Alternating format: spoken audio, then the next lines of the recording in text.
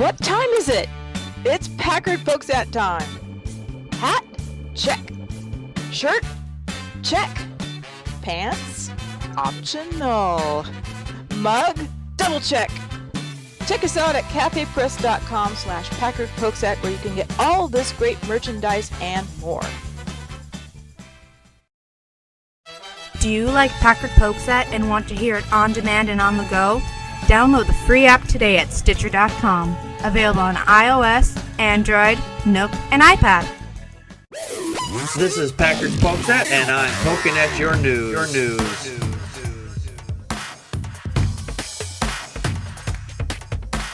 Good evening, everyone. Welcome to another fine edition of Packard Pokes At. I am your immutable and unmutable host, Packard Sonic, and joining me tonight from the Ill of Illinois is Dana, the talking primate. Hi, my name is Dana, and Packard's an alcoholic.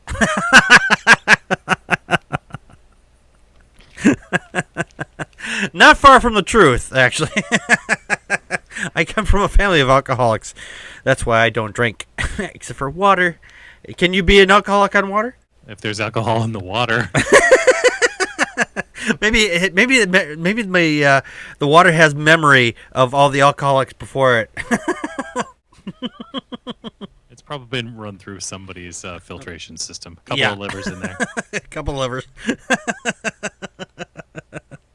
That water tastes like it's 2 billion years old. Yeah, I know it does, doesn't it? It's actually it tastes like it's 3 billion. Yes, it's 3 billion years old. It's 3 billion year old water. Ooh. But I still love it. All right, well, we got a good show for you tonight, so let's get on to our first topic for this evening.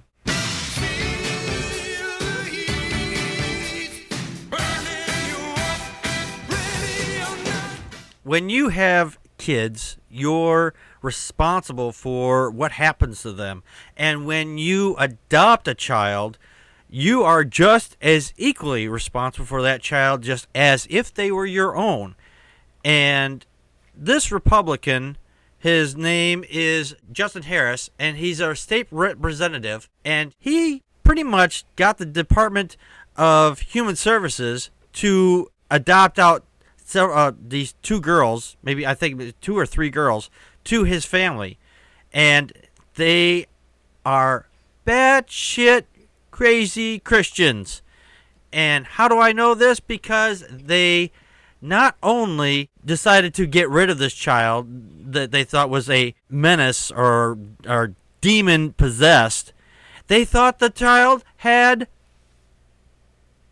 yep, you got it, telepathy, because I use telepathy. No, that's not a thing. I can't believe these people think that telepathy is a thing. They think demons are real. What makes this even worse is that the Harrises apparently had given this one girl who had a history of being sexually abused from previous families that they had been with, got them into their clutches, and then they couldn't deal with this. So they took away all her toys and said the demons were telling them that they can't have their toys. They can't enjoy their toys. They can't enjoy things. So they took away all their toys, any clothing away from them that was colorful in nature, because demons. And that's not even the worst part of all this shit. When they decided to second-hand this poor child, they second-handed it to a person who worked for them at their Christian daycare, and this person sexually assaulted this 6-year-old child. I have no words for the stupidity of these people for taking this child and forcing the Department of Health or Human Services to, I don't know, they thought it was a gift, they forced this. They used pressure from above or people that they knew to get this child into their home. And then as soon as the child was unable to deal with their craziness, so they decided, we'll say that the child has a demon and get rid of it. Dana, your thoughts? Yeah, usually when I'm a co-host on your show, I have the snarky little comment times 3 or 4. I got nothing on this one, man. There is absolutely nothing funny about this story. Some of the things that you left out is that there's actually 3 girls in question. Oh, it's 3 girls. Okay, I thought it was 2, right? But there was like one was 2, one was 4, and one was 6. Yeah. Okay. And the mom thought that now this is all coming from the babysitter, but I think I would trust the babysitter over this Arkansas Republican any day of the week. She was the one that told the stories about how they thought that the children were demonically possessed, at least 2 of them, and then that they would take away their toys and they would take away their ability to communicate with one another because they thought that they really thought that they were telepathic. Yeah. And then the worst part about it is that this Justin Harris character basically said that when he was confronted and like the shit hit the fan and everybody finally figured out what was going on and were able to follow the footsteps, basically he blamed the Department of Health and Human Services for like misrepresentation and what have you.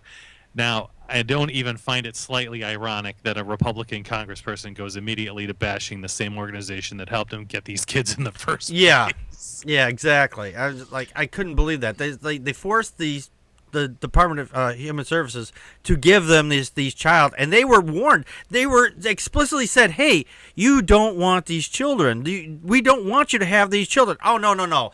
I know better because I'm a Republican and I'm a fucking Christian, so I obviously know better. Oh, these people are just crazy. So the weird thing about it is, that brings up the big question. So that if you decide that the kids that you legally adopted don't work out, you can just rehome them to somebody? Yeah. I guess you give away like a pet, this dog's just not working out. He's piddling on the floor. We're just going to give him to another home. Oh, this child, I can't get this child to pray, and so I'm going to give him to another home because they won't follow my crazy Christian rules. Yeah, you definitely have to make sure that you let people read the articles. They're very long, but both of the articles basically spell out this really horrible story. Now there are some good points to this that like the girls are actually flourishing now because they did find a new home for them. And the people that they were staying with before were very involved in their adoption process, and those were the ones that were sitting around the table kind of like red flagging it. Yeah. And then when they went to go sign the paperwork and everything, everybody else was like 100% on board, so that this guy had some pull. Yeah. Which is pretty sick. So yes. So on that, it looks like we have 2 kinds of Christians here in this story. We have the ones who behaved in a Christ-like manner, and then the ones that acted like complete fundamentalist fuckwads, complete with demons and exorcisms. Yeah. And the thing is also here, it says that they were locked in rooms and they put trained video cameras on them. I mean, with fucking padlocks. We were talking about this on last week's show. Joe was telling us how somebody had called DHS on his friend, and he had tools in a closet, and he had a lock on the outside of the closet because there's fucking dangerous tools in there. And they said that he was locking his kids in this closet. And I'm like, he's like telling them there's a lock on there because there's dangerous tools in there, and there's no room for a child to be in there anyway, and I wouldn't let a child in there anyway because there's dangerous tools in there. And these people who are this person is a state representative, and he's locking a child in a room with a video camera trained on them. I mean, how fucking nutsoid is that? That's pretty crazy. And this guy's got some pretty big hairy ones, because in one of his depositions he said I don't care what the people of Arkansas think about me, and I don't care if I lose my position. I only care what my wife and my 3 sons think about me. Well, the people of Arkansas think you're a monster, and hopefully no one will vote for you, and you should be in prison. And your sons, well, they have the internet, and hopefully they know how to read. Yeah, I hope they know how to read. I hope they know how to read. Damn, it just these people do not know logic. And speaking of logic, let's get on to our next topic for this evening. Teach me how to be sensible, logical, oh, responsible, practical. And we bring back the logical fallacy game. And our logical fallacy tonight is assuming that the only option on the table is perfect success, then rejecting anything that will not work perfectly. Is this A, appeal to spite, B, anecdotal evidence, C, biased generalization or biased generalizing, or D, perfectionist fallacy? Let's see what the chat room has to say. Dana, while you're thinking about that. Okay. Yeah, I think I'm going to go with D, perfectionist fallacy. Okay. Karn is saying, first he said C, but I think that was because we had a little error earlier.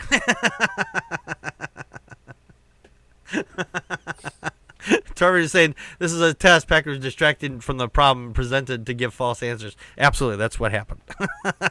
That's Packard fallacy. That's a Packard fallacy. Connie's saying, thanks, Obama. It was Obama's fault. That's the problem here. That's Obama fallacy. The Obama fallacy. So you think it's which one, Dana? I think it's D, the perfectionist fallacy. Absolutely correct. It is the perfectionist fallacy. Ding, ding, ding, ding. Woo! Win.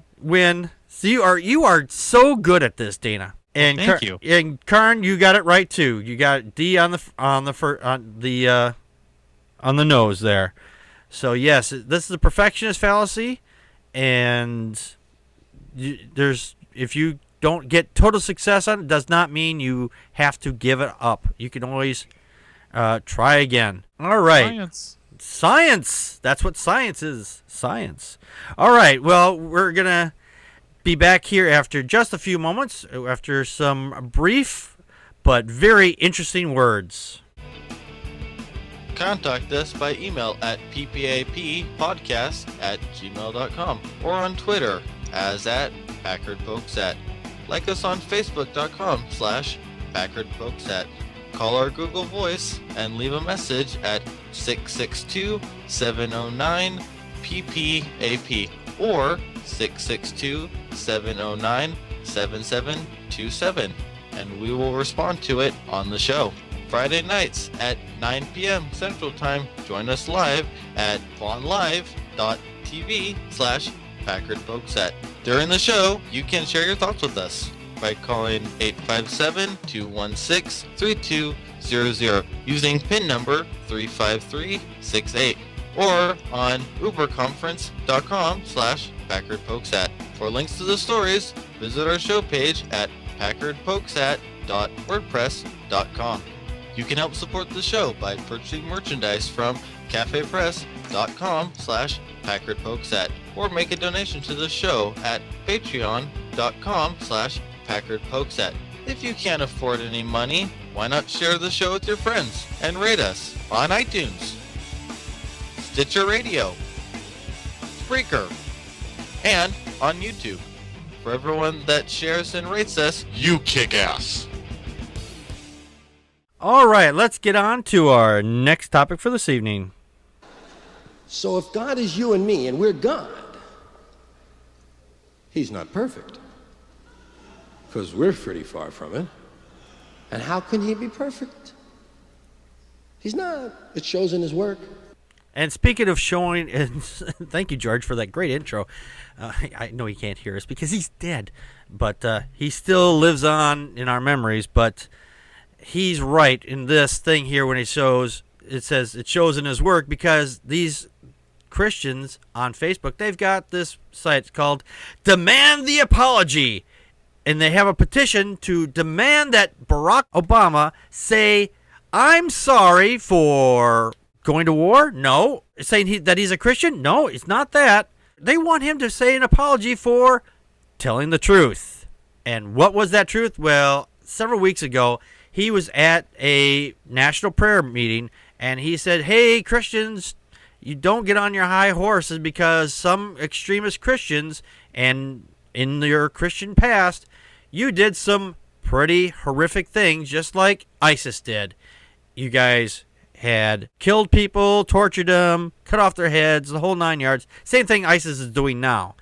And their Christians have lost their fucking minds. So they have started a petition online to demand that the president say, I'm sorry for telling the truth. This is from a site called the Faith and Freedom Coalition, which is kind of ironic because they don't understand the word freedom.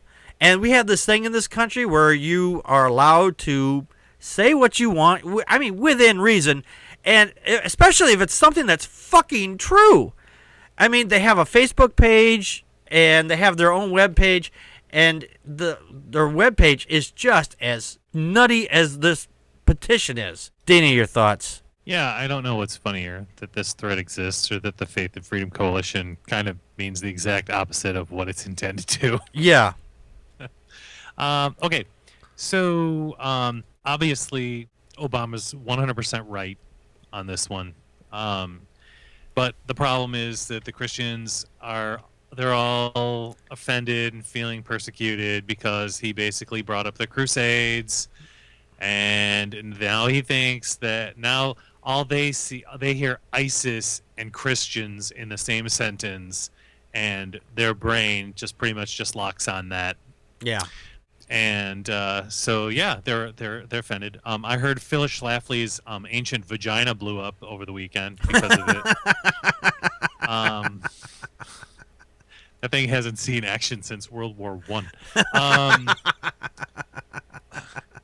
The best part of this, well, there's two things about this. First of all, the atheists are out in full riot gear. They're not editing any of these comments, which is pretty glorious if you ask me. Yeah. There are memes on there I've never seen before, so it's been a lot of save picture as, save picture as, save picture as. Yeah. So that I have like a whole new meme base. So look for that on my Facebook page. And yeah, and basically the comments are just 100% classic. They're like, the Christians are bringing out like they're making references to like Israel and what have you. Yeah. And the atheists are just, you just have to go to this thing. Why ask for an apology? The wizard can give you a brain. I like this one. It says, this is a meme that's on there. It says, if you think Christianity was never like radical Islam, you haven't studied Christian history. That's not funny. That's true. That's absolutely true. These are hilarious. Yeah, there was one that Chris Rock apparently posted onto Twitter or Facebook. It's on his Twitter. It says, only President Obama could get gas to $2.50, end two wars, get Bin Laden, bring unemployment below 8%, and then be told he's failing as president. That's a great one. Bonnie Renato says, how dare he speak the truth? The nerve, rolling my eyes. Some of these nut jobs, now this is from the nut job parts of it. It says, look at him. He is evil. He will never apologize. Well, why fucking should he? He's not evil. In fact, he's probably one of the best presidents we've had in a long time. I mean, at least in the last, 10 years, we were served under Bush 1.0 and 2.0. Ugh. That's good. Here's one from Cody Collins, from the right-wing contingency. You're going to love this. That's a lie. Catholicism killed a lot of people. Christianity killed sin and replaced it with eternal life. Oh, I saw that one earlier. Wow. And then he says, Islam killed everything in its path and leaves behind misery and shame. Christianity never did that. Yeah. There's some of these other ones here. Like from someone that this person, Janet Heath Fletcher Gallant, said, "Why ask for an apology when what he said is true? During the Crusades and the Inquisition, many atrocities were perpetrated in the name of Christ, and that's not saying Christianity is the same as ISIS." That's exactly right. She's actually right. They're not saying it's the same as ISIS. They're saying that their history of what they did back then was, well, what's similar, but what they're doing now. Yep. Oh. Maureen Hunt says, he reminded people of the ugly history of Christians. Can't change history. Deal with it. Exactly. And then there's this great meme. It says, "You criticize the leader of Israel, it means that you hate Israel," says the Americans who hate America's leader. I'm not anti-Semitic. I'm anti-Obama. There's another one by Guinevere Jane Hawkes, says, "Christians," and this great picture of someone burning, someone at the stake here, burning people to death before ISIS was cool. That's good. That's, wow. And someone actually... How about this one? A man without Jesus in his life is like a fish without a bicycle. Yeah, I saw that. Oh, my God. This one, here's another one. There's a picture of a guy holding a Bible. It says, "Blames Obama for the stuff the president has no control over. Never blamed God for disasters, starvation, and mass killings, even though he's supposed to have control over everything." Mm-hmm. I mean, these people are fucking fruit bat. I mean, they're not just batty. These people are fruit batty. I don't know if that makes them even worse, but they're fruit batty. Damn. Pat Martin says, "Such a hypocrite. HIPPOCRIT." Can't tell if he's trolling or serious. Right. Oh, damn. These people are just fucking nutty as a fruitcake. I can't. There's someone actually posted a picture of Lamisil crate. It's for the Lamisil. This is an actual picture of the thing. It says cures most jock itch, and it said this is what this thread really needs is need some Lamisil. David Dobbs says, "I don't want an apology. I want a resignation." Yeah, I saw that one. It's like, oh, you got to be kidding me.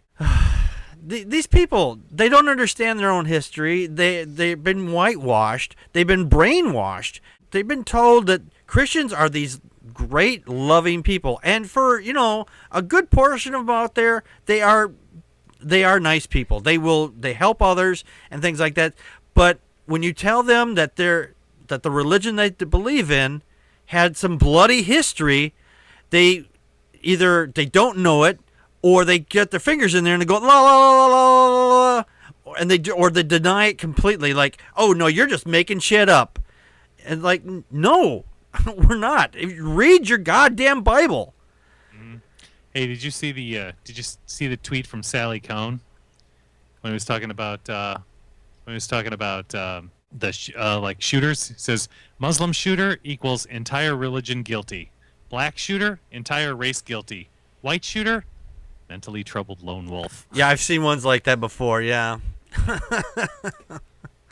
There's a lot of. If look for this, it's the FF Coalition on Facebook. So if you want to get in on this, to voice your opinion and tell these people how fucking nutty these people are, that's the ones you want to look for.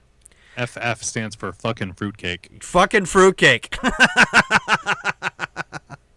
The best meme that's on here, though, I have to say before we get on to our next topic here, it says, "Have you ever listened to someone for a while and wondered who ties your shoelaces for you?" That's my favorite. That one is my favorite. Mama. My mama ties my shoelaces. My mama ties shoelaces, right. Okay, well, we're going to shift gears and talk with our special guest, Mr. Priestley. He's made a special visit with us again. So let's get on to talking with Mr. Priestley. Trust and obey, for there's no other way to be happy in Jesus. I love that record scratch. We have a letter here to Mr. Priestley. It says, "Dear Mr. Priestley, My son, who is 12 years old and is constantly sassing me.